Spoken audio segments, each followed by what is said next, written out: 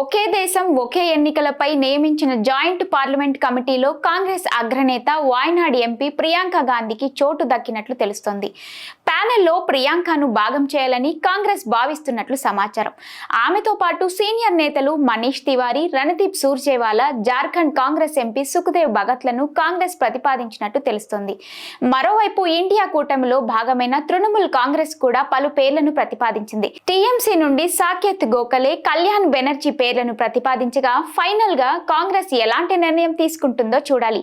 Lok Sabha, assembly ఎన్నికలను ఒకేసారి నిర్వహించేందుకు ఉద్దేశించిన 129వ రాజ్యాంగ సవరణ బిల్లు, అలాగే లోక్సభ ఎన్నికలతో పాటు కేంద్ర పాలిత ప్రాంతాలకు కూడా ఎన్నికలు నిర్వహించేందుకు కేంద్ర పాలిత ప్రాంతాల చట్ట సవరణ బిల్లును కేంద్ర న్యాయశాఖ మంత్రి అర్జున్ రామ్ మేఘ్వాల్ మంగళవారం లోక్సభలో ప్రవేశపెట్టిన సంగతి తెలిసిందే. ఈ బిల్లు ప్రవేశపెట్టడాన్ని ప్రతిపక్షాలు తీవ్రంగా వ్యతిరేకించాయి. ప్రెజెంటేషన్ దశలోనే తీవ్ర వ్యతిరేకత రావడంతో వివాదాస్పద బిల్లులను జాయింట్ పార్లమెంటరీ కమిటీకి పంపనున్నట్లు కేంద్ర ప్రభుత్వం తెలిపింది.